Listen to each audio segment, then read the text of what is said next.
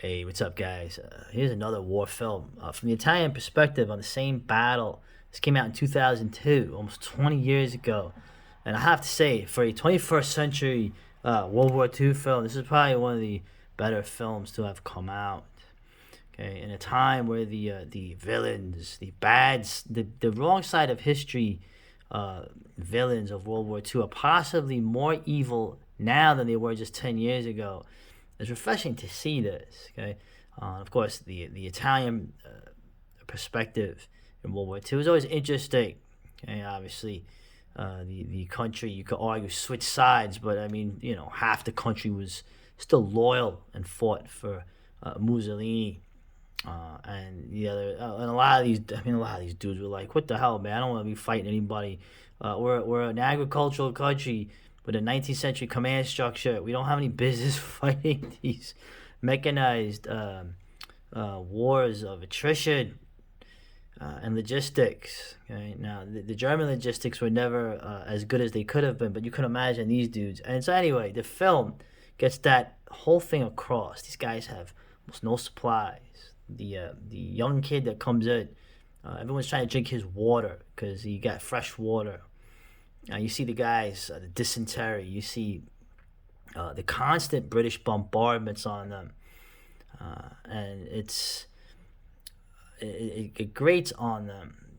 They're literally on an alien planet. Although you would argue that a place like El Alamein is in the backyard of a country like Italy, nowhere near Britain. But regardless, the thing I like too is the commander, of the group here, the squad commander that he's assigned to.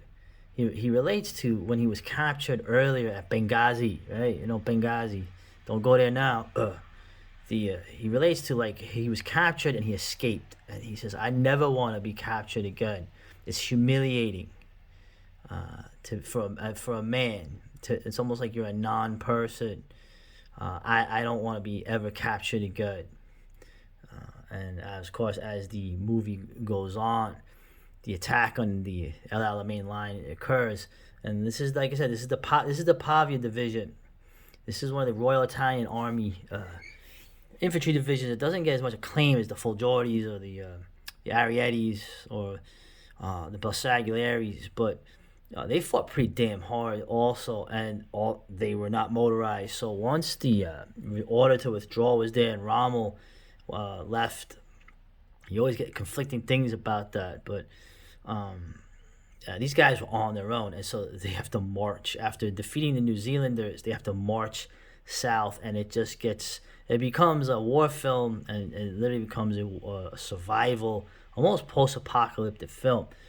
The cinematography is great. You could talk stuff about the Italian film industry, how it's mostly TV films now, but the shots of when they see other Italian soldiers marching south across the landscape, yeah, it looks like they're on an alien planet.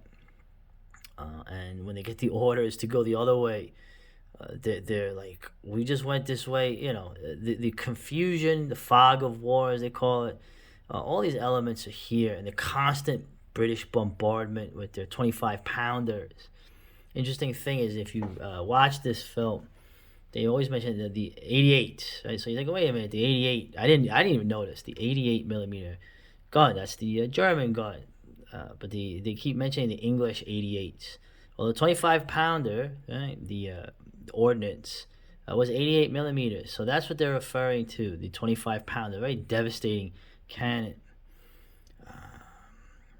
Very low budget film, but they did a great job, man. I would check it out.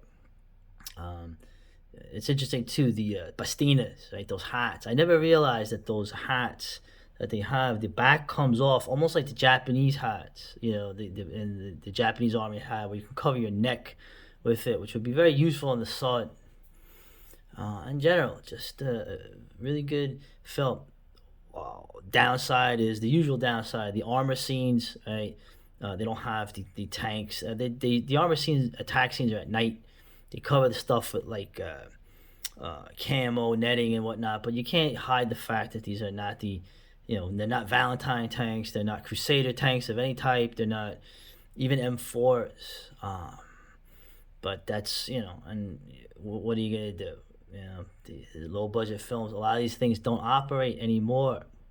I think I think half of all the operating World War II tanks are at Bovington, and obviously they weren't gonna have it in this. So just like the 1969 film, there is a problem with the armor scenes. But what are you gonna do? Okay?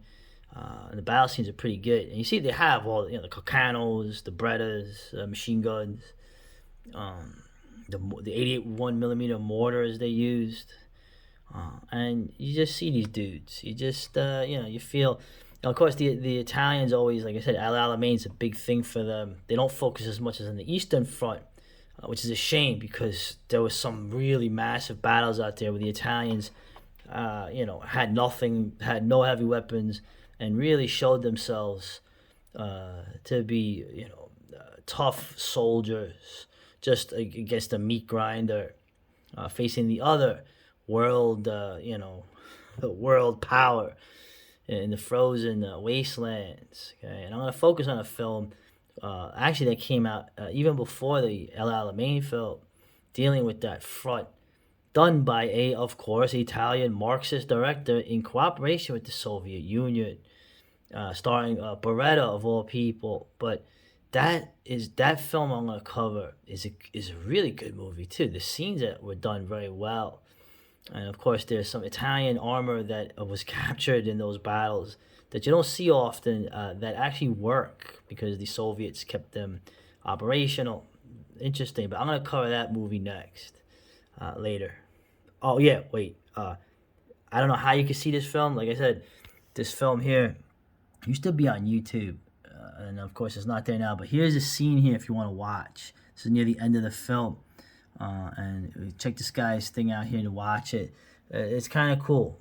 It's a good war. It's a good war scene. These war movies, you gotta have scenes that are just crazy and chaotic, where you don't have guys blowing up everything. I mean, that was what the Lake Changjin movie. They so much they could have done with that film to make it realistic, and there were times they did that, and then they ruined it with the Hong Kong stuff. But you're never gonna get that with this. Okay, all right, check it out, man. Later.